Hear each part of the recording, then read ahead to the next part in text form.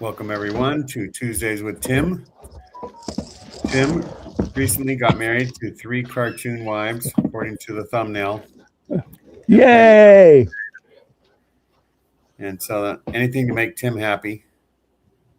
And so My 3 favorite hair colors. yeah. That means you have 3 See what's going on here. It's Pardon? 4 nights a week that you're going to be very busy. And Very then you get busy. next week to rest up and get plenty of fluids and get ready for your next week. Plenty of fluids. More body armor. So anyhow, I attended the Journal of Mormon Polygamy conference, and Tim thought it would be good to talk about that and then polygamy in general. And so let's, Tim, do sort of a little overview of what the church now claims might have been Joseph Smith's polygamy. Can you give us just off the top of your head, just like your hair? Well, how'd you know I got a haircut today? There's a couple missing. I mean, a couple still floating in the air.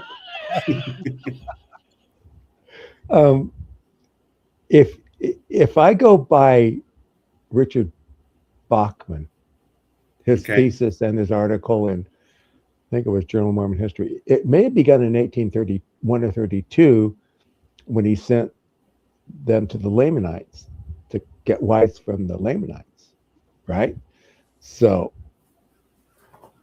he was thinking about it 31 or 32, and then he takes Fanny in 36, I guess, 36, 37, and then he takes a couple of more between then and 1842, and then on January 6, 1842, which is my Brigham Young's Masonic connection and Nauvoo plural marriages, is the first sealing takes place, where Joseph seals himself, is sealed by either Brigham or Heber to Agnes Cobra Smith, who was the widow of Don Carlos, to raise up seed unto Don Carlos. So it was a Levirate marriage.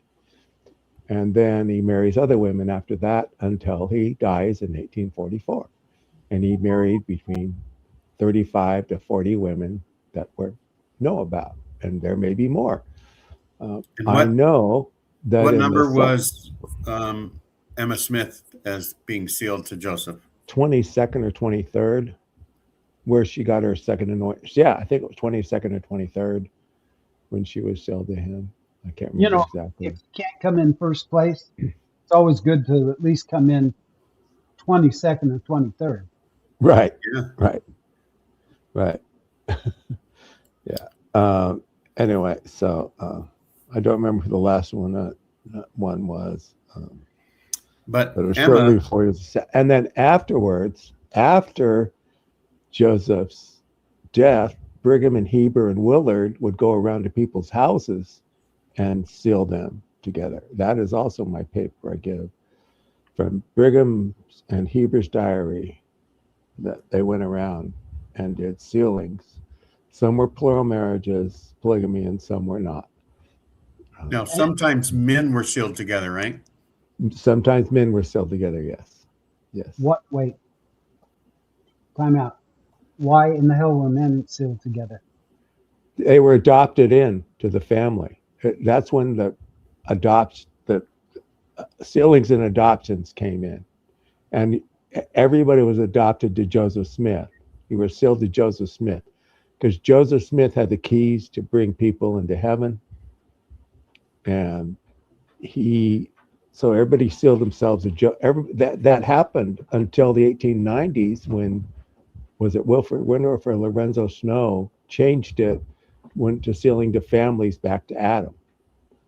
But up until that time, everybody was sealed to Joseph Smith and adopted into his lineage. Just a minute, for just a second, I thought maybe they allowed same-sex couples to be sealed. Well, Joseph Smith may have had that proclivity. Yeah, there's evidence for that. Okay, there is evidence for that. Hey, I'm all about it. So if it happened, it happened for me. Yeah.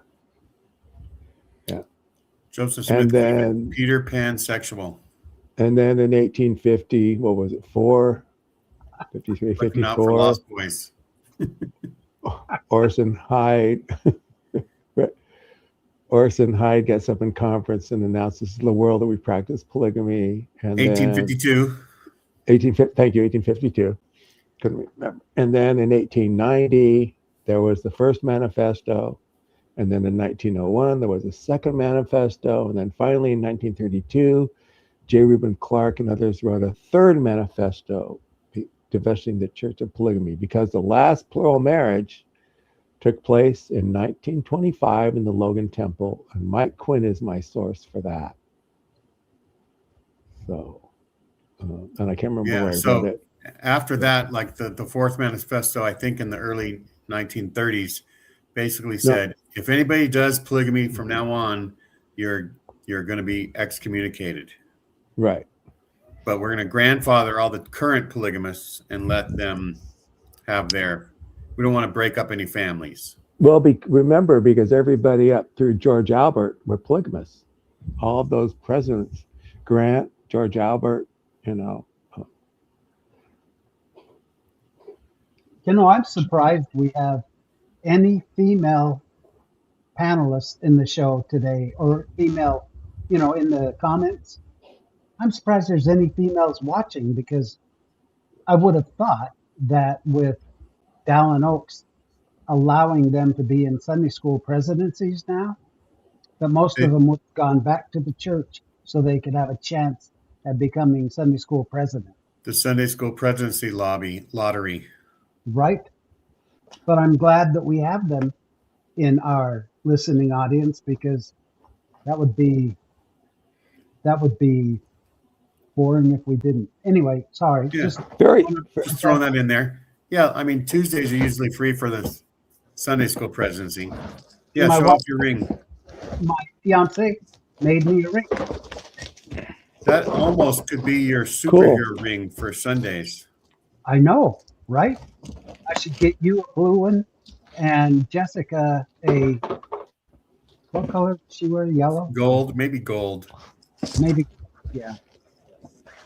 And then we could put our rings together just to see what happens. Hallie says she has no desire to be Sunday school president. Why not, Hallie? Well, I think that would just be a real thrill. I think it'd be fun, Hallie. I was a Sunday school president once for a singles ward. Kim's all puffed up. The ring is made of resin. Yes, she makes all different projects with resin, and she decided to try rings today, and she brought a few of them, and I said, "Wow, can you make a red one for me? Because I love red." That's cool. Unlike crystals that might have a vibration, resin just resonates. Ooh. Wow, that was actually pretty good. I was wondering what that vibration I was hearing was. Yeah. Cool. Tim, what was your main responsibility as president of the Sunday school? Pick the teachers. And ring the bell. 5 minutes to go. Ring the bell. Yeah. The 5 minutes to go bell. Call on somebody. End your lesson and call on somebody to close the prayer with the prayer. That was my third calling after I got home my mission, I think. I was with the young man's, and then when I was at Rick's, I was a family home evening group leader, and then when I got back to the singles ward, they made me Sunday school president. And then after that, I spent it in elders quorums. At a school college, the family home evening coordinator is so that you can have more access to the single women. Get you married. There were more women than guys in our family home evening group, okay? Yeah. There were like 3 guys and 8 girls or something like that. But you're supposed to call all 8 girls every week to make sure they're going to be there, right? Give them an assignment. Right. And if, he pleads with them.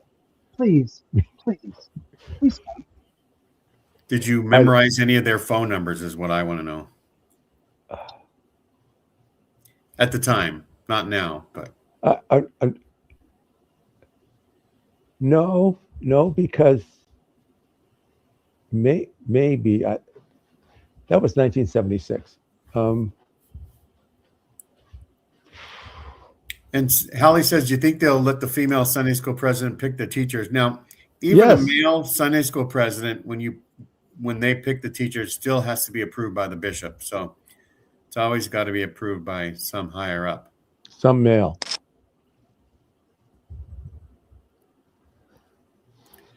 And so, 3 guys, 8 girls. yeah. I think that's what I don't remember exactly, but it was quite a big bunch. And I did date one of them. One of the guys or one of the girls? One of the girls.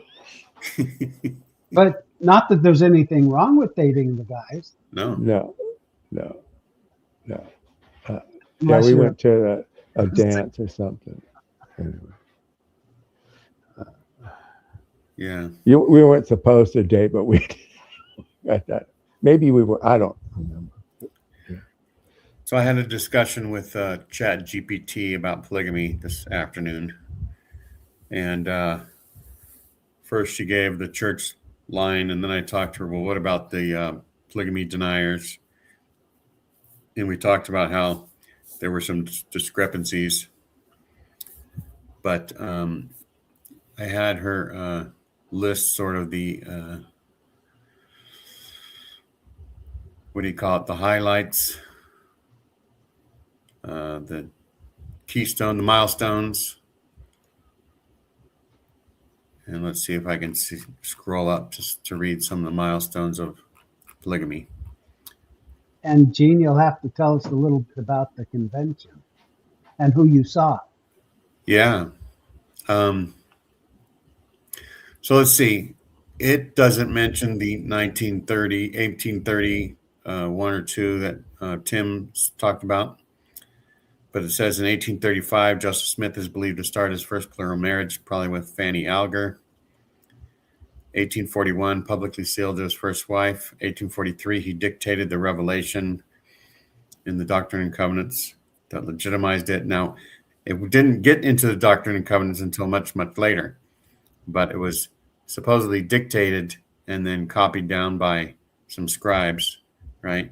Kingsbury and Clayton and somebody else. Publicly, Gene? What? You mentioned a public sealing. People observed it. No. When he was reading, he said public. Yeah, that's what ChatGPT said. Publicly sealed his first plural wife. Now, I think it just means that it was, so there must have been some other priesthood holders there, or What date? 1841. Does he seal himself to the first plural wife with only the woman knowing about it? Because I know he would get people to ask other people to join it. Well, when Brigham and Heber returned from England, it was July of 42, I think. Oh, so Joseph had already done a few, maybe. And he told them about it. Yeah, he did a bunch between 38, 39. He did. But didn't he also have his scribes follow him all through? Well, okay. If we were to get a hold of William Clayton's diary, if it's not edited, he had sex 3 times a day at 3 different places. William Clayton would arrange it for him, and then he would have sex with them that night.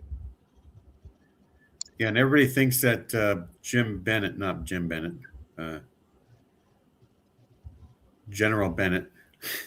is the bad John one. C. Bennett. John C. Bennett. Yes. Well, John was the spiritual wiffery stuff was John C. Bennett. So one of the presentations at the Journal of Mormon Polygamy conference was that everybody whiffs on spiritual wiffery, because in most of the documents where the church is leveling charges against John C. Bennett, those words are never used in any of the documents. It is used by Bennett at some point later on to sort of describe certain levels, certain area, different sort of just like the celestial kingdom and other kingdoms, certain, like going up a ladder. Like the first rung of the ladder is illicit sex. And that's the Oh, first. that was happening. That's what the Nauvoo High Council held the court about. Yes, and that's what they accuse him of, is illicit sex. Right. Right. Wouldn't it be if whippery should be for a woman and husbandry should be for a man? Yeah. So what Yeah. are all those animal husbandry people at college doing with all those animals? Exactly. They're whippering them. They're whipping them into shape. But one thing that, a couple things that Tim didn't mention is federal laws like the Morrill Act in Morrill in 1862 and the Edmunds Act in 1882 Edmund Tucker. targeted polygamy, and then the Edmunds-Tucker Act leveled some more stuff. So that that's what caused the church to issue the manifesto in 1890, so that they could back away from those things, so that more army men wouldn't take over Utah. The government was going to take all their property away. Yeah, they were going to confiscate everything. Yeah, and so it was about money. It was about money and property, which is the same thing. Same thing in a way. So what Morrill you were speaking of? Yeah. Was he a lawmaker? Well, a senator or something? I can't remember. It's just interesting because my street that I live on is Morrill, and I'm wondering, was he a historical figure, or was he just a member of the church? Historical figure. I don't think he was a member of the church. Okay, then my street might be named after him.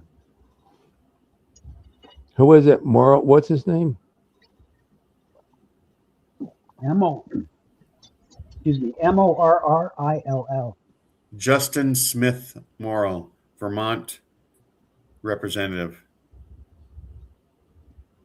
That would have been the twin relics of barbarism. And that's what started the Republican Party. That's what started the Republican Party. They're trying to get rid of the 3 pillars of barbarism. No, the two. Oh, twin. Slavery and polygamy. Slavery and polygamy. Thought it was 3 because it was reruns. Oh yeah, TV didn't come out by then yet. Well, not color TV. Yeah. He was a Whig. Yeah, I never got the Whig Party.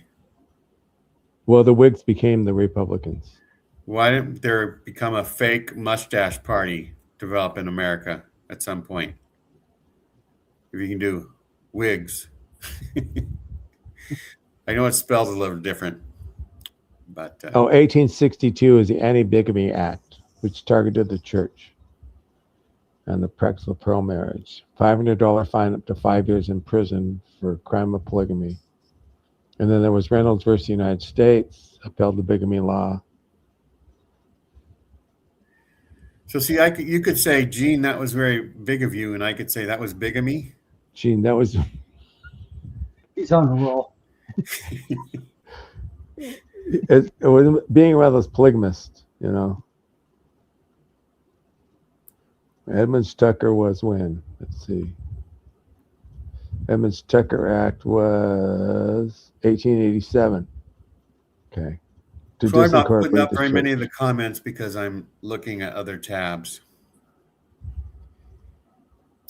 I need a tab that's the resting, the nap tab. You take a nap. Thanks, Malox. Yeah, I got a haircut and a trim today. Yeah. Went to go see Hail Mary for a second time with my girlfriend today. So. Yeah.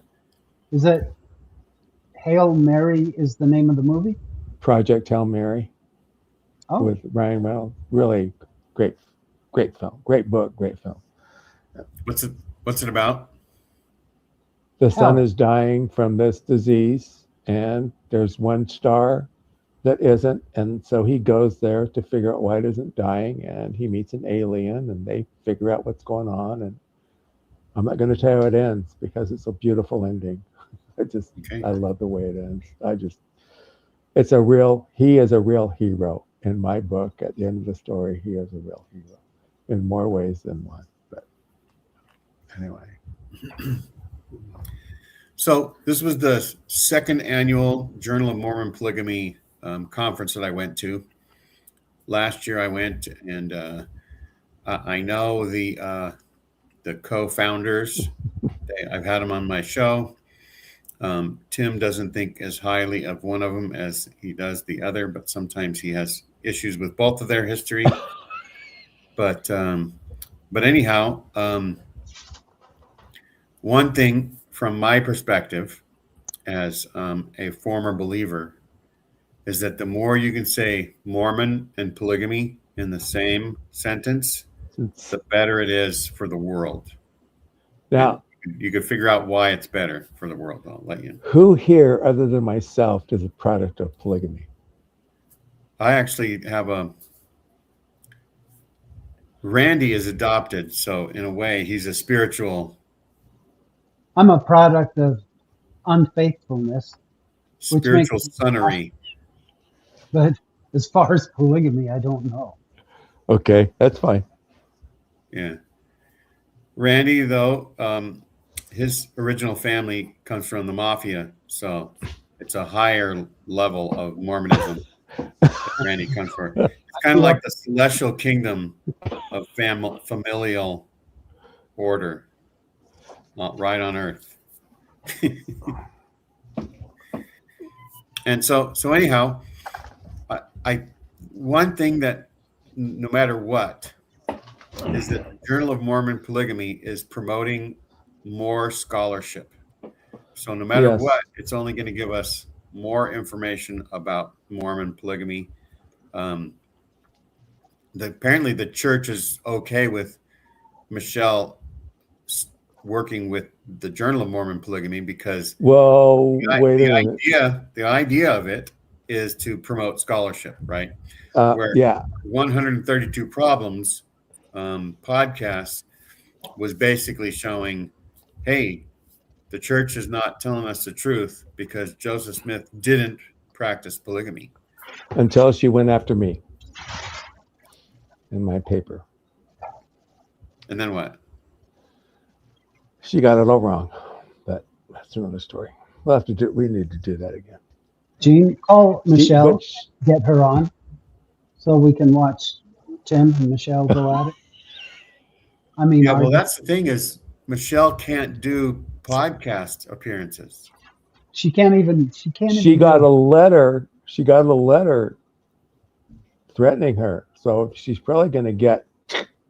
I'll bet you she's sent a letter threatening me because I will demonstrate my paper airplane making a difference and fly it right back to the States. I think her membership is in the balance because of this. Well, they wanted to go to BYU to go to the archives there and special collections and see what documents they had on polygamy. And they stopped them. Somebody from the church came down and said, nope, you can't come to BYU library to see our stuff, which is stupid. But how many wives, Tim? Jay Castro wants to know. The church says at least 32 or something like that. Probably upwards of 40. I think Bill Real has found 2 or 3 others. Yeah, I'd say 35 to 40 is a better guess. Is Bill Real basing some of his on the land records? Land records. Yeah. So if Joseph Smith gave a 17-year-old woman an acre or $1,000 worth of land, whatever the value is, that probably was a wife. Probably. I'd say definitely. But I can tell you that in the Salt Lake Temple record, and I used to have a copy of it, I don't anymore, there is a name of all of Joseph's wives in there. In where? In the Salt Lake Temple record. In the endowment book record, they list all of his wives. No. So that reminds me that one of the things that I asked ChatGPT was that, these people are, there's some people that are denying Joseph Smith's polygamy, right? And because they were told and taught that Joseph didn't practice it. And I don't know, I've known about it since I was a kid, okay? Because my grandmother is practicing polygamy. My grandfather practiced polygamy. So when I go to Star Valley after Wyoming for family vacations, my grandfather would tell. My grandfather showed me the article in the historical record that Andrew Jensen wrote. He started to list all of Joseph's wives, and they stopped him. He was going to list every single one. I wouldn't have believed him unless he showed me a picture of Joseph Smith and one of his plural wives going at it. Yeah, right. So I asked ChatGPT, when did the LDS Church fess up to the fact that Joseph Smith had plural wives? And the answer was, the Church of Jesus Christ of Latter-day Saints officially acknowledged that Joseph Smith had plural wives in October 2014. While the practice had been referenced in the 19th century, it wasn't until 2014 that the church's official website openly stated that Smith participated in plural marriage. See, I know formal public announcement by the church, and it was in one of the Gospel Topics essays, I believe. I know that people in my generation knew that Joseph Smith practiced polygamy. Right, but like I'll say, show me the Sunday school lesson that had a picture of Joseph Smith and anybody other than Emma. Then I'll tell you the church taught it. First, I've never. All my companions knew about it. When I was in the singles ward in Colorado Springs, people knew about it. It was an open secret. See, Randy and I were in priesthood meeting, and we get a lesson, and the quote would be, Joseph Smith saying, I've been accused of having 7 wives, and I look around and only find one. That proves that he only had one wife. Just like when he had his leg operation, he wouldn't take any whiskey. That proves he never touched a drop in his life. Yeah, they had a whole barrel full of beer and wine at Carthage jail they drank that night. Yeah. So tell us about the conference. Who spoke and what happened? What do you remember? Give us highlights. Was Michelle there? Yes, Michelle was there. I mean, Michelle Stone. Yes, Michelle Brady Stone. Yeah, my Michelle wasn't there because you wanted to score and she has responsibilities. She'll tell you that she has responsibilities that I don't have. So there was somebody named Gwendolyn Stevens-Wine who's actually going to come on Latter Daily Digest in the near future. But she wrote some other book that about Hiram Smith. Because what do you know about Hiram Smith off the top? He had two. For the guy that was the second elder of the church, or co-president or whatever at the time, we know almost nothing about him. I think he had 3 plural wives, if I remember right. Right. But I mean, the day-to-day operation, right? I almost think that it's all Hiram, and Hiram was like Moses, and Joseph was Hiram's brother, Aaron. Like Aaron had the rod, and Aaron's the one that talked to the pharaohs and said all these things. And so the mastermind was actually Hiram, but Joseph Smith was let's all do religion. But Gene, give us a synopsis of the conference. Who spoke? What did they talk about? Yeah, so I was getting to that. So I talked about then there was a panel that said perspectives on John Taylor's 1886 revelation that the church fessed up to last summer, which is basically John Taylor saying, the Lord says, how can everlasting principle not last forever, right? See, and there was a copy of that in Fred Collier's unpublished revelations at the back of his book. Right, but it's all anti-Mormon lies made up until the church says it's but not. I'm just saying it was out there in the polygamous community before the church. I mean, the polygamists all knew about it, and they all passed them around. But that's where they got their authority. That's where they claimed they got their authority. Right, and the church denied it. Even what's his name with the bow tie in 1830, J. Reuben Clark, declared that that revelation didn't exist, and yet it was in the church archives all along, because the church finally fessed up to it last summer.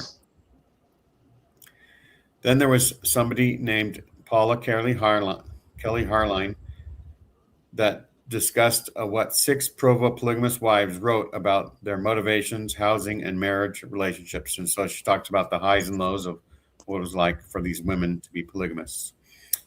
Then Saturday morning, Ethan Lloyd did a talk about a detailed linguistic analysis of Doctrine and Covenants, section 132, which sort of, I think, because I didn't attend it because it was too early in the morning for me.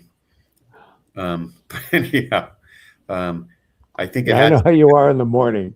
I think it had to do with. I'm going to try to find words that proves Joseph Smith wasn't the author of this, right? Because I bet you it was the deniers that want to say it's mostly the scribes type of writing, not Joseph Smith's type of writing, or Brigham Young's words or something like that. But anyway, then Cheryl Bruno talked about Mormon history, polygamy, and the Jubilee box letters. And she submitted that for the journal, and that's printed in the journal so people can go read that. Then Benjamin Freeman Byrd talked about the Council of Friends, the highest quorum of priesthood. Now, Tim, were you ever in the highest in the Council of Friends? Council of Friends is something that was started by the Woolies. That's post-manifesto polygamy. Right. That's it. But you have the authority of that priesthood, right? I have LeBaron priesthood. Yes, I was ordained by Robert Black. So if anybody wants to get married to a bunch of women, I can plurally marry too. Tim has the authority passed on. I have the authority passed on to me from Robert Black. Yes, yeah. It happened in September of 2000. What? You want me to send a few down your way? Sure.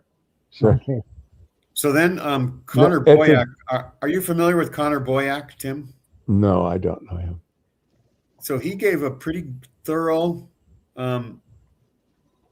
sort of a hit piece on 132, because 132 talks about concubines.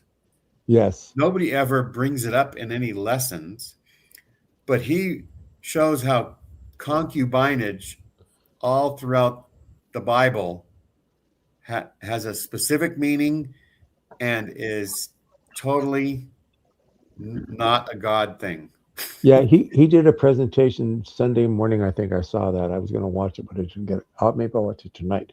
Yeah, he gave his presentation on YouTube. Very interesting. Yeah, so Connor Boyack, Connor Boyack. Look up his channel and see he probably gives his presentation again. And then let's see, Darla Driggs gave another sort of hashing out of what 15 polygamous foremothers and their sister wives talked about. And she gave like a micro history of all their experiences. Then Jeremy Hoop, who is an actor that's been in some of the church productions and some other commercials and stuff. He is now a monogamy affirmer for Joseph Smith. And he's been sort of like a voice for them. And he talked about Sarah Crooks and the spiritual wife doctrine in the first British mission, because there was some shenanigans that went on in the British missions, right? Yes. Then Margaret Toscano came on and actually said that she gave a little dig by saying it was nice to represent real scholars to be invited to this conference, because she's the only trained scholar. Cheryl is also her scholarliness. Cheryl is a scholar. I consider Cheryl a scholar. Yeah, you're the only concubinologist that was there. You might be the only Cubanologist with your cigars. Cubanologist, the study of concubines. Yeah. And I took a few courses in college. Yeah, I mean, I'm amateur, willing to study concubines anytime anybody brings it up. Well, I'll give you a concubinology class sometime. So let's see. Then there was a panel called "Is There Room in the Church?" and Stephen Pinecker moderated it. And the panelists were Manon Ellsworth, Kimberly Brown, Karen Hyatt, Jamie Lynn Sharp, and Whitney Horning. And all these women were basically mistreated by their priesthood leaders when they uttered their thoughts about the polygamy issue. And Karen Hyatt was excommunicated, and she came on Latter-day Digest. And some of these other women are willing to come on soon as well. Cool. And then came the whiffing on whiffery, the redefinition of spiritual wives. And so I read a little bit of this guy's article that he submitted, and it's pretty interesting. His name was David Dangerfield. So he doesn't get no respect, but otherwise he did a really good job. Dave and Rod, great boys. Yeah. Then Michelle Stone gave the capstone presentation, Constructing Helen, the Allure and the Illusion of the 14-Year-Old Wife. So she pretty much rips to shreds the idea that Helen Mar Kimball was 14 when she married Joseph Smith. Now, the only real thing that Helen Mar Kimball actually writes, it comes in a letter in 1881, right, that talks about how she was married to Joseph Smith, right? yes, But everything else that she writes just promotes polygamy and doesn't really mention her own experience in it. And so it was a pretty good presentation, and it could lead to someday Helen Mar Kimball being taken away off the list. You never know. But we'd have to have more information on it. And then they had a light buffet, and it was very good. And for 2 hours, people conversed and chatted over food and fun. I happened to meet somebody while I was there at one of in between the shows, and we were talking about something, and I said something about Ganesh Chirian, and he says, "Oh, Ganesh Chirian came over for lunch a few months ago." And so I called Ganesh later on that night, and Ganesh said, "Oh yeah, that guy Rod is going to see me in a few days." And Rod was going to Australia. Ganesh is on vacation in Australia, and Rod is the guy that I was talking with, and Rod's wife was like a missionary, and Ganesh in Ganesh's ward, and so Ganesh befriended her, and so anyway, it was just like a Mormon connection thing. So you call me the connections wizard, and so that was a connection. Connections whisperer, Gene. cool, Yeah. cool. And so overall, it was a great conference. It was $80, although as a member of the media, I was comped, and mainly because I had them on for 2 years in a row and had them promote the conference. And so, but for $80, it's relatively cheap. I think Sunstone's like twice as much. And there's more things going on in Sunstone, and you have more choices, but it's kind of nice to have this small conference because only one thing's going on at one time. And so you can go to everything that you want to. Sunstone, they might have 5 things and 3 of them are like really good, and you have to pick which one you want to go to. Right. But that's fun as well on its own way. And we'll throw that up there because Ganesh, and I'll say it every time, Ganesh is a god, literally, in the Hindu religion. He's the blue elephant god. There's a god named Ganesh. There is. Nice. Yeah. And so, yes, Thrive in St. George was pretty awesome. And Kinder Kim's going to go, and Jay's going to go. Songs of Our Own might go someday. But What are anyway, they talking about next February 2027? So yes, to the Mormon atheist, there's zero contemporary evidence that Joseph Smith practiced polygamy. I disagree with that, but that's okay. And yes, and so the Mormon atheist, like if the church publishes any information about it, he'd think that the church lies about everything. Now, I'm going to say that the church lies about a lot, but if you lied about everything, then you become a Saturday Night Live character. That's right. Saturday Night Live. Oh yeah, that's the ticket. That's the ticket. Every time he was caught in a lie, he would change his mind, right? Changes. Yeah. So anyhow. So yes, there's a lot of stuff about in the expositor that is, in a way not Mormon, but we'll see. So the Mormon atheist just says Google it. So I Googled the Mormon atheist once, and it said the Mormon atheist doesn't exist. So I don't know. Good. I agree. Doesn't exist. That's funny. Yeah. That's just teasing about Googling things. All right. Songs around laughed at that. Good. What does SDF stand for? I'm not up to all the. Shut the front door. Shut the door front. I don't know what SDF. What does SDF mean, Jay? Come on, tell us. And is it necessary to have a lowercase? Bielefeld doesn't exist. I've been to Bielefeld, Malox. Don't tell me Bielefeld doesn't exist. I've been to Bielefeld. What's a Bielefeld? It's a city in Germany. It was in my mission.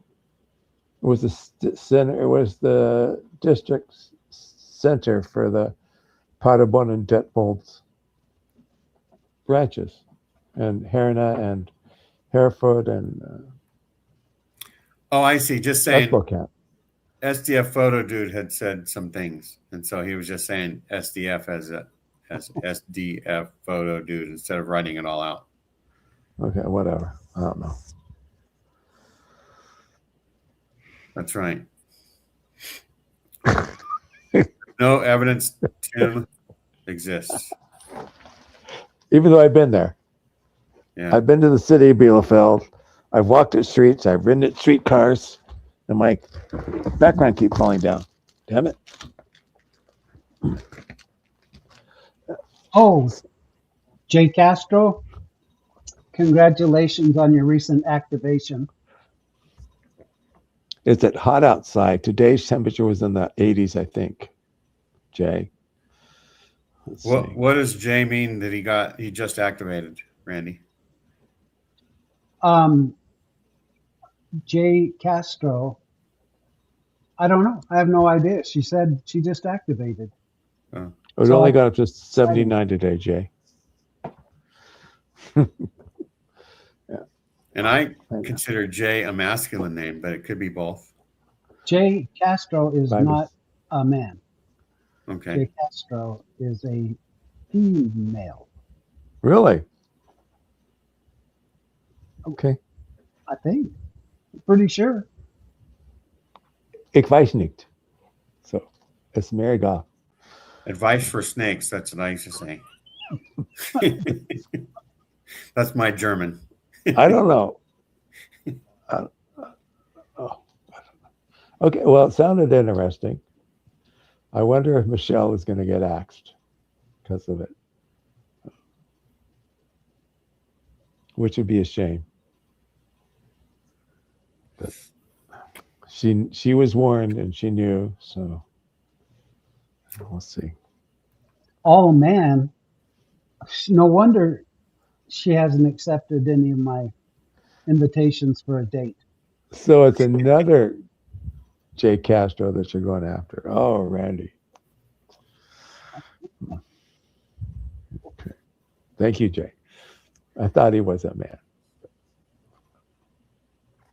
I think Randy has an eternal hope for that everybody is female, so that he could be the male, and everybody else is female. So he has a choice. The rooster in the hen house. The rooster in the hen house. You have the big. Hey, when I was at Rick's. Why would there be updates on Bo Euler? What? Did something happen with Bo now that I'm in Utah? he was told not to speak anymore about his appearance on John DeLynn. They threatened him with excommunication. Oh, Ask Bo John- Euler. Don't ask John- us. We don't know. maybe John announced it. I guess my attitude is kind of shitty because I would look forward to the excommunication. Well, Randy, if you want to be excommunicated, start going back to church and telling them that Joseph Smith didn't practice polygamy, and you'll be ridden out of town on a rail. If I was excommunicated for doing something wrong, I would have been excommunicated a very long time ago. That's right. Apparently, And if you get ridden out of town on a rail, hopefully it's a holy rail. I have special blessings that allow me. Well, it's the second anointing. I'll be honest with you. Yeah, I can do anything I want and still go to heaven. So who knows about what is it, The Bachelor? What happened with The Bachelor? ABC spent millions of dollars on a program they just shit canned. Well, yeah, because there was a video that arose. Somebody throwing chairs at children. Taylor throwing chairs at her husband and hit one of the kids. And she really crapped in her own nest this time. Okay, Jay. See you later. It's, Oh, right. Yeah. Not The Bachelor, The Bachelorette. My mistake. Bachelorette. Yeah.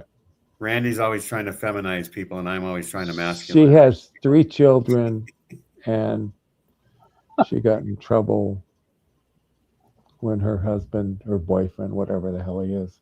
So Hallie's saying the Gave- video was almost 3 years GMC. old. I mean, everybody should have thrown chairs at kids 3 years ago. That's not what I say. Yeah, as long as it was 3 years ago. Yes. 3 years ago, and it just comes out now. TMZ is the one that got a hold of the Yeah, video. TMZ got a hold of it. He obviously sold it to them. He probably made a mint, and he ruined his I actually ex-wife. heard those rumors way back then. Oh yeah, well when it was on the TV show, Yeah. Yeah, right, Kinderkill. I don't know. Yeah, everybody knew about that. It was common Yeah. knowledge. We knew there were problems. Do you know what I really like is the common knowledge game show on Saturday Night Live. Where no one can answer anything. Where they answered like just the wrong answers, but I always enjoyed the one with Sean Connery, oh yeah, the guy when Celebrity Jeopardy. Celebrity Jeopardy, when you give the wrong answer. Your mother, Trebek. Your mother, Trebek. That was not a bad Sean Connery, by the way, Gene. No, great Sean Connery. It was a great impersonation of the impersonator. Exactly. Yes. Okay. So, yeah, Jeopardy and SNL. Yes. And what good parent hasn't thrown a chair at their child? I don't know. That's all I can say about that. I carried one around everywhere in case my kids acted up. Yeah. Well, okay, missing link, but it really doesn't matter if it ricocheted off of her and it still hit the kid, Right.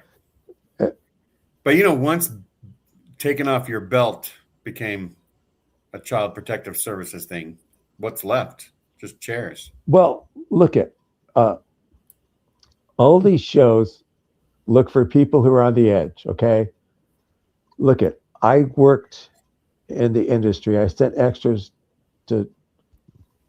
talent to do shows from 2002, 3 to 2006, okay? I worked for Cameo Casting, and we sent extras to movies and TV shows and photo shoots and all that stuff. They're always looking for people on the edge to be in these shows because they know it's always going to cause drama. There you go. She didn't throw it at the daughter. It just happened to hit the daughter. Okay, it hit her daughter. Well, they can't stop having sex. Taylor's incapable of not having sex with Anybody, Cody. What's Cody is his name? with anybody. Yeah, but especially Dakota, because they're in this big fight. The family chews him out, tells him not to come around again, and then they see each other and boom, in the bedroom. Well, you know, they should have done the whole Bachelorette, and then just before the people were going to choose or she was going to choose, they could have showed that to the bachelors. And then the bachelors, when she says, "I pick you," and he says, "No, I'm not going to take you. You throw chairs at kids." That's what they should have done. That would have gotten billions of views. Look at, we used to send people to really lousy movies to fill seats and get in front of the camera and lie saying a lousy movie was a great movie. All right. So I know how the game works. It's insane. What's the lousiest movie you ever been to, Tim?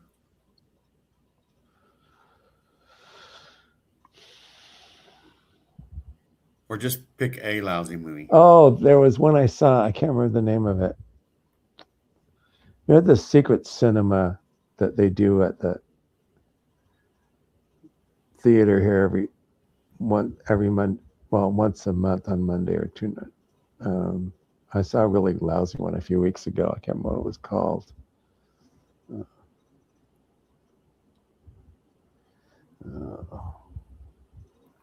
That's the most recent lousy movie I saw.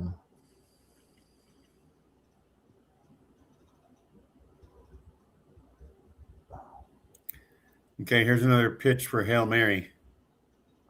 What? Missing link. Missing What a is link. it? Yeah, it is really good. Yeah, I saw it for a second time today, Missing Link. I saw it opening day on Thursday at 2:00 here. And then I took my girlfriend and went tonight to stay at 3.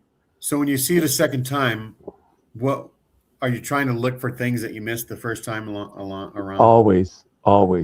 Like, or trying to see about the nuance acting, see how good they are or something. Kind of, but I read the book and then I went to see it and I really enjoyed it. I read the prayer. There's one point in the movie where it's a jump cut. It's a jump scare. Got me again today, even though it was coming. Okay. So even if you see a movie, more than once, there's still a jump scare there that even though I knew it was coming, it still got me. So when Star Trek reemerged in 2009 with what's his name, the director? Abrams. Oh, he ruined it. Well, it was a good movie though. 2009 was a good movie. It was, yeah, it was okay. Yes, that was a good one. So my son-in-law was telling his wife, my daughter, let's go see that movie after I'm done with work or whatever, right? Okay. And she goes, okay. So that morning that it comes out, I called my daughter up and I said, hey, do you want to go see the movie? So she goes, yeah. So we went to the theaters and there's only like 10 people in the theater and we thoroughly enjoyed it. And then she went again with her husband that night. And it wasn't until like the end of the movie that she kind of blurted out a hint that she had already seen it. Almost like, oh, wait for this part or something. I don't know what she did. But then he questioned her like, what do you mean you've seen the movie? He goes, yeah, I went. She goes, yeah, I went with my dad today. And then he felt that she had cheated on him. The movie, it's called The Mastermind. I saw it a few weeks ago and I was disappointed. That's the last bad movie I saw. It wasn't Hail Mother is Heavenly Mother. Hail Mary is Heavenly Mother. So it's a Mormon-based movie? No, it's Hail Mary full of grace because Grace is the name of the astronaut. Okay. Okay. It's a good movie. I enjoyed it the second time. I'll go see it a third time. I may go see it a fourth time. Did I you really cry? liked it. Yeah, yeah, I did. I did. Are you gonna bawl right now thinking about it? No. Do you want some tissue? And I No. haven't seen. I love the ending. I think it's a beautiful ending. I just love the way the book ended the same way the movie does. I just really enjoyed it. Anyway. Okay. So Journal of Uh, Mormon Polygamy Conference, and go see Hail Mary. That's what we're getting Yeah. out of this. okay. But so what else are we going to talk about? Well, Is let's talk anybody about Mormon polygamy in general. So Tim, you knew about Mormon polygamy.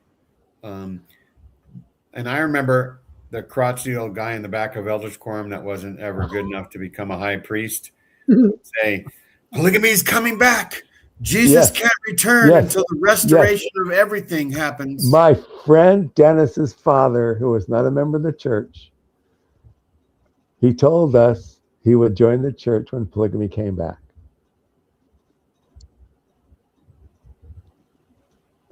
I Tell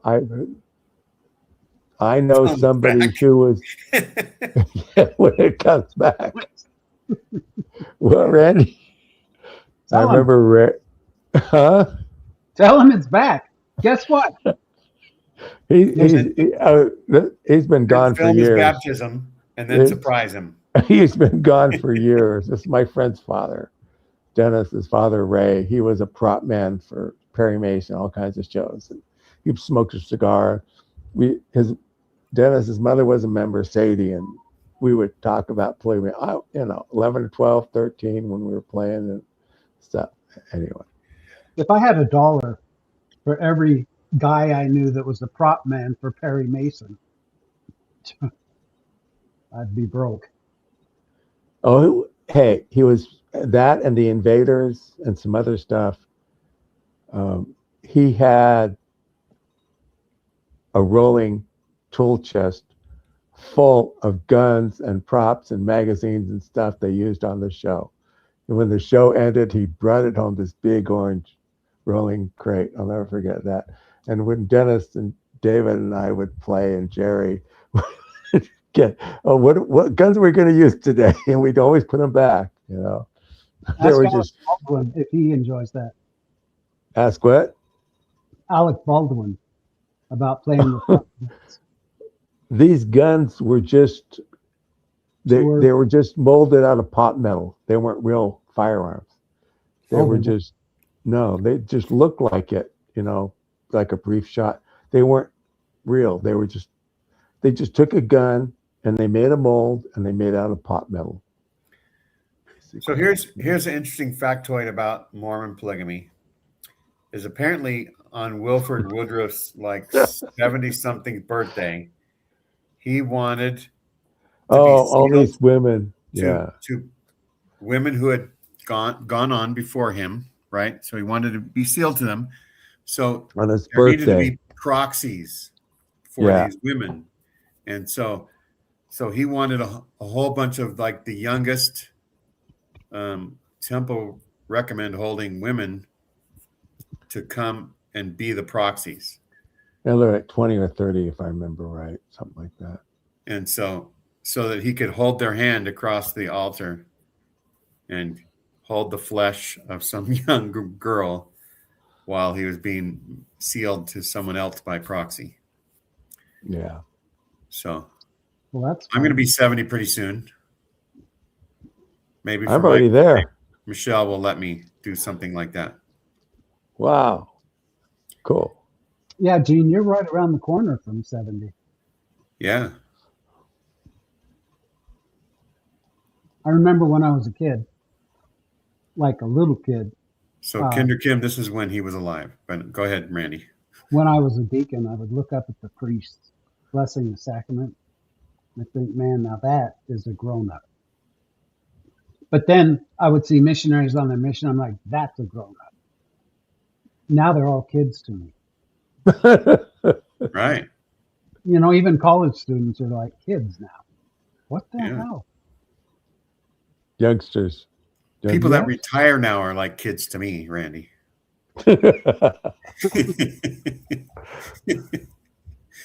So here, Tim, I want to broach this subject that the Mormon atheist brings up. He says, "Show me anything prior to 1852 that mentions polygamy.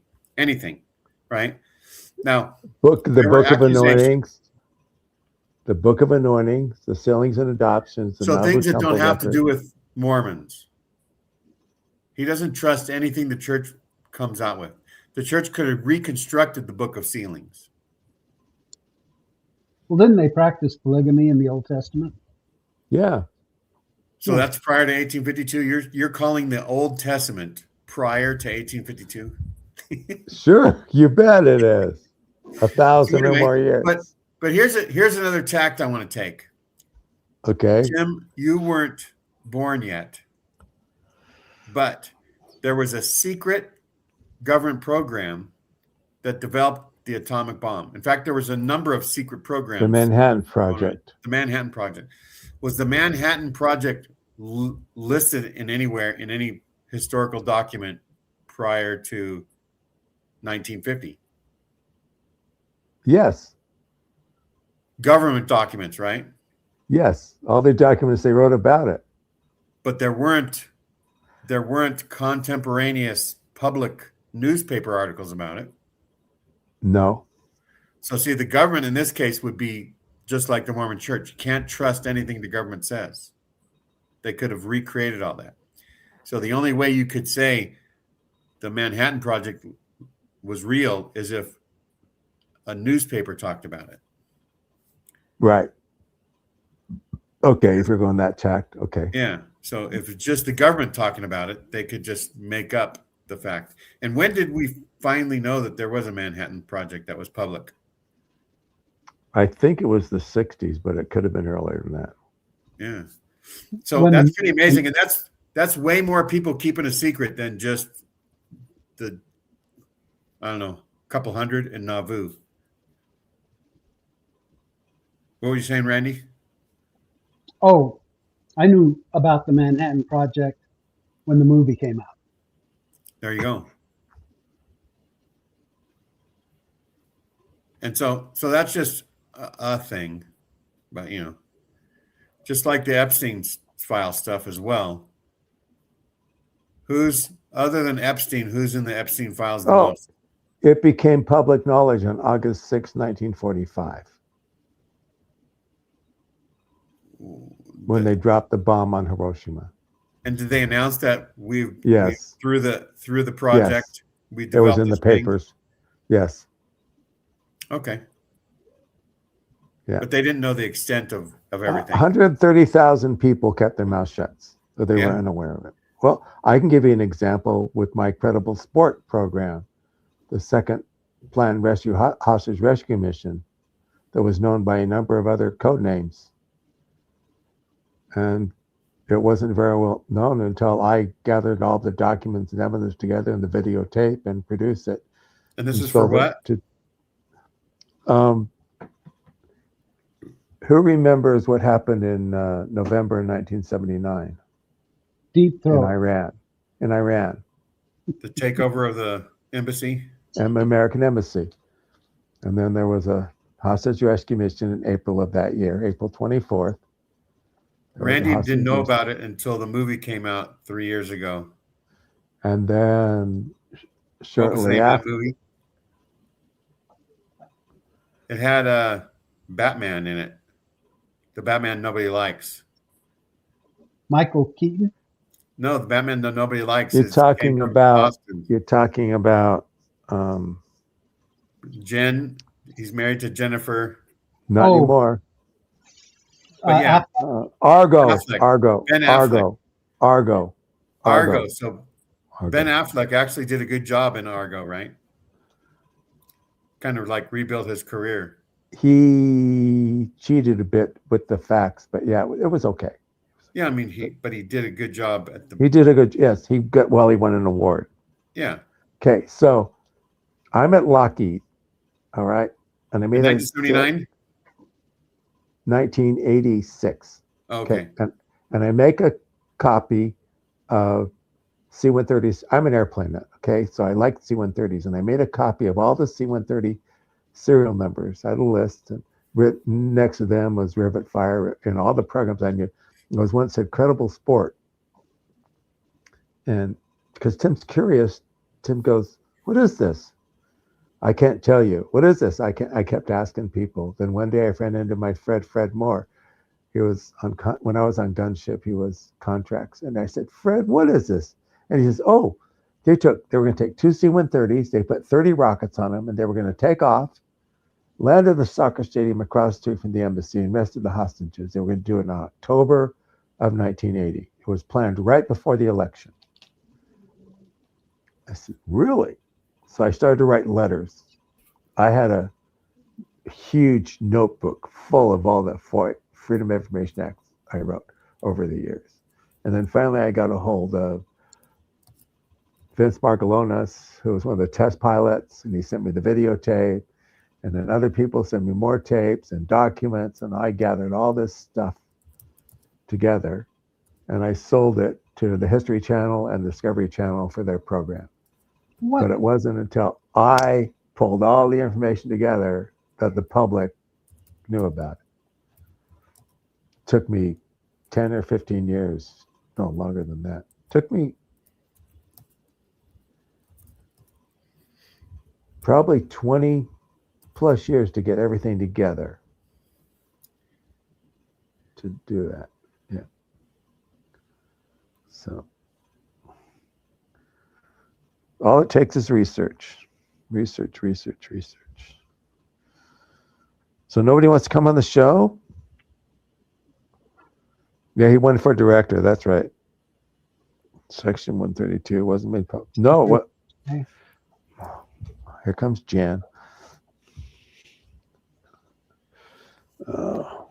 Yeah. So somebody wants to come on the show. There's the link again. And This is Jan. This is our attention whore. He always wants Randy, attention. let's talk about your recent release of a show on your channel.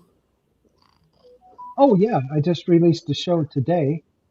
I don't know if any of you are familiar with Sarah Hamla. If you're on TikTok, I'm sure you are. But she's got quite a story.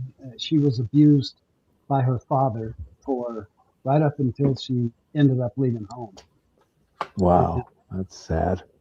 Yeah, and he was she tried to escape that abuse, and fortunately she was able to. But when she told on her father, went to the bishop, it was for absolutely nothing. People would tell her, "Oh, he's in a phase. Don't worry about it." How do you tell someone who's being abused, "Don't worry about it"? And Dad just kept at it right up until she was 20. She'd come home and he'd insist on her taking her shirt off and showing him how much her breasts had developed. He started doing this when she was 10. So it was a science project. And she looked at her mom as if to say, "Please, Mom, don't make me do this in front of Dad. Don't make me have to show him my bare chest." And the mother says, "Oh, just do it and get it over with." And he did that up until she was 20 years old. And then she said, "That's it. I can't do this anymore." Wow. Yeah, so go to Randy's channel, Momo Nomo, and that's so sad. Randy, see if you can find the link to that and put it in the chat. Oh, okay. And I'll say something that about, I don't know, a handful of people, we'll say 3, 4, or 5, came up to me and recognized me, especially when I was wearing a multicolored hat at the conference. They recognized me as a podcaster, said they appreciated my work, except for Tuesdays with Tim. No, they didn't say that. There is contemporary evidence for Joe Smith practicing polygamy. It's a Nauvoo expositor. Yeah, so there's that. There's lots There's of that. accusations of Joseph being a womanizer, that my understanding is. Yes. And so I once heard a rumor that there's going to be at some point some evidence of Joseph Smith DNA through an unmarried line. That's So entirely where possible. he womanized somebody. Well, it's like I think it was Josephine Sessions, where Sylvia Sessions was one of Joseph's plural wives. She was a polyandrous wife, and she named her daughter Josephine. Maybe it might be Sessions. I might get this wrong, but I think that's what it is now. Yeah, she was married to Pomeroy. Yeah, Pomeroy. Anyway, and she named her daughter Josephine because she thought that Joseph was her father. And it found out later from DNA that that's not true. Right. But still the idea The was out idea there. was out there, yes. Yeah. So people knew, I mean. And I'll tell you that Catherine Hyatt, who Randy and I interviewed 4 months ago or so, right after she got excommunicated, and it was a great show. She told me that being interviewed by me and Randy was the best time she had among all the interviews. It was the most. That's great. That's Who was great. this? She liked our laid back approach and just casual. I'll just say unprofessional, amateurish. She didn't say those words, but she said it was the best thing. And actually, Karen just sent me a message on Facebook Messenger. She said, "I can't remember. Where does Randy live? We need to drag him to the next conference," with a laughy face. And I said, Saudi Arabia somewhere, so that way she understands why you couldn't make it. The name of the town is BF Egypt. BFE. That's the postal code. Yeah, so I told her Spokane. So I said, I'm going to tell her that Randy's going to do a show, Music in the Spokane Word, someday. Heck yeah. Yeah. So anyhow, if you want to join us for the after show, the link is there. Nobody's willing to come on. Come on, people. One last call. We can talk about anything you want to talk about. This is your chance. Come on. The link is there. I don't want to talk about cats. You can ask me about the cats. We lost one a couple weeks ago, and we just picked up another one yesterday. My roommate, we had this one cat that's been coming in, and he picked her up last night and brought her in. So, what is our? Never mind. What is our what? Our motto? What, Randy? That you think is kind of clever, and you're going to say it, and then you think about it, and it's like your brain screeches to a halt. Yeah, it's like don't say it. You're about to open your mouth, and all of a sudden, yep, came to a screeching halt. Yeah. Sometimes I'll say, I was going to say, and then I say it anyway, just so people know that I have some ability to reserve, to take off the brakes, but then I do it anyway, just so that people know what it was. Come on, people, please. Come on. Tim? What? You said we could talk about anything, right? Yes. And I was just going to suggest female circumcision. Okay. It's disgusting. It's horrible. I know. I read an article on it today. That's why it's in my mind. I heard an article on the. You're getting me choked up, man. I heard a story on the other day on the radio about it on NPR. How disgusting. So there could be current members of the church that were recently baptized in Africa that believe in that and do it. I never thought about that. It's done in Africa, right? Yeah. In certain cultures. Yeah, I don't remember what all cultures, but it's cruel and it's just horrible. And they did it, by the way, on um, the Housemaid's Tale. They did it to a woman. You On remember that? the Handmaid's Tale? Handmaid's Oh Tale. yeah, they did it to that one girl with the Yeah, eye patch. I yeah. really liked. I love that character. Yeah, Sure, you know. that's right. That's right. They did. Yeah, that's right. What else? Come on.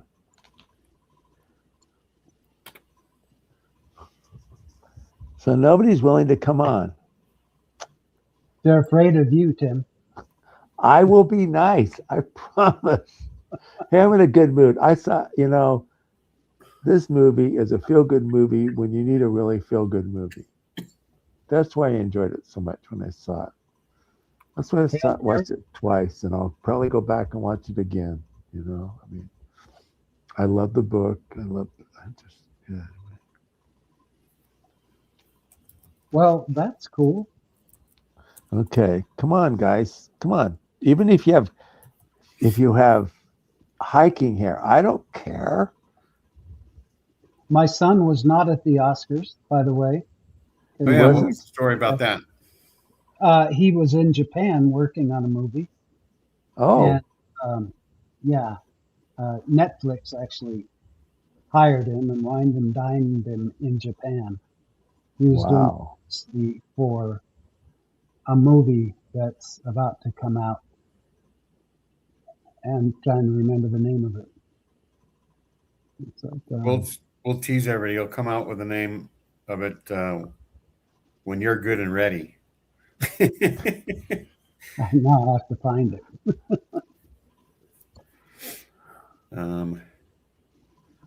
Let's see. I was going to say something.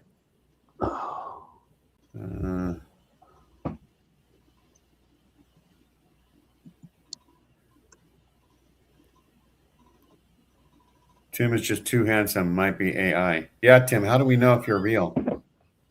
What do you want to know? Well, do you think Jan is not real? Jan, tell him you're real. How can I be AI? If I was AI, well, you could run it through. Okay. I got a picture last week from somebody claiming that they were a real estate agent, and I ran it through AI, and it verified that the photograph they sent me was AI. Wow. Randy's frozen. Yeah, Randy's frozen. That's a good picture, Randy, though. I think One Piece, the movie. One Piece? Piece. Okay. Hasn't been announced yet, but it will be. And then you'll say, hey, I heard that on Tuesdays with Tim. So I was going to talk to Randy about, the story I had, because you said your son was in Japan, and that brought my mind back to when I was a kid. My dad got a kick out of this thing because a neighbor girl was really kind of young, and when my dad would visit the neighbors, they would do this thing. And you know how parents do this thing when you're little to make everybody laugh, and the little person doesn't know why they're being laughed at, but it's because they say the wrong things. Yeah. So they asked the little girl where she was born, and she said she was born in a pan. Okay. Her parents had an expatriate job in Japan, and she was born in Japan. And so that was like her identity, was she was born in Japan, but she didn't have the right way of saying it as a toddler, right? So it was the big show, like, hey, Darla, where were you born? I was born in a pan. That's just like. And then all the adults laugh at the expense of this toddler, and stuff like that happens. My friend's son couldn't say chitty chitty bang bang without swearing. Without swearing. When I was so here's Mark walking around saying, "Hey, we just saw shitty bang bang at church." It was like, oh. So that reminds me when my granddaughter first heard fireworks on 4th of July or something else. she was trying to say firework, and she'd say, fuck. Fuck. Fire truck. I was getting too mixed up too. And so it made her dad, my son-in-law, just laugh. And we have that. I think I even posted that to my Facebook page once. Cool. But I remember the first joke that I learned, and it was from my dad. And my mom and dad were doing visiting teaching, home teaching in the same visit, because my mom visiting taught the lady and my dad was the home teacher of the man. And they took me along with them. And they put me in a room to play with toys and stuff. And I think I was 5. And then I came wandering out, and I said to everybody, hey, you guys, do you want to hear a joke? And my mom and dad were like, you know a joke? Yeah. And I said, in front of God and the world, I said, this woman was in a bar, and the guy asked if she wanted a ride home on his Harley. And she said, oh, no, thanks. I have my menstrual cycle. And I thought that it must have been a hilarious joke. yeah, you had no idea what it meant. I didn't know what a menstrual cycle was. But it You're was supposed to ask, was it a 750 menstrual cycle or a 1000? Dad said, where did you get that? And I'm thinking, really, are you asking me this? I said, I heard you say it. He didn't teach it to me. I heard him say it. And yeah. Did you get him in trouble? They weren't very proud of me on that night for repeating the joke. Yeah. So there you go. Crazy. Menstrual cycle was mentioned on our show today, the first time in Oh history. boy. Yep. Oh boy. What is the theme for next week? Do we have any clue? No. So we do have a recommendation from Songs of Our Own, and we'll look it up. It won't take but a minute. What's your name, Tim? I have to look up something from Tim. So we can either do Age of Consent in the state. Oh. Favorite TV shows. Funniest Mormon dating story. Favorite TV show. Favorite LDS quote. LDS celebrity stories. I think we did LDS celebrity stories already. Yeah. Camp out. People. That's just camping out. something else you typed in. So I'm thinking if we do favorite TV shows, there has to be some sort of Mormon tie-in. Like it's a favorite show because there's a Mormon actor in it, or because like what's it called on the prairie? Little House on the Prairie. Little House on the Prairie is like Mormon pioneer life, right? So there's or the girls show dresses on Little House on the Prairie are what all the girls wore. Dresses. What were they called? There was a brand that sold those. They're like Little House on the Prairie dresses, but I can't remember if anybody knows what that brand was called. I don't know if Michelle. Calico. I have a superpower, and that is remembering all the songs from these old TV shows, like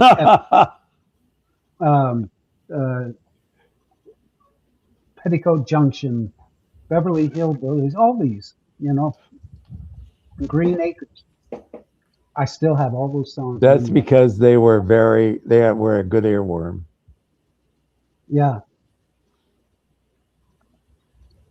Come ride a little train that's a rolling down the tracks to the junction. Petticoat Junction. Green Acres is the place for me.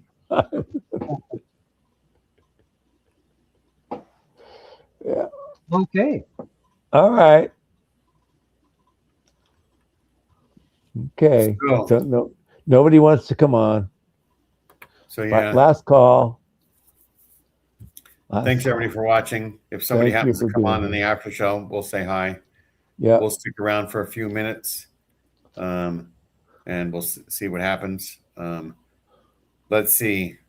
The Salt Lake Expositor will stick a thorn in the side of the church this Sunday, just like we always do. It's a very small thorn. I don't even know if the church even itches.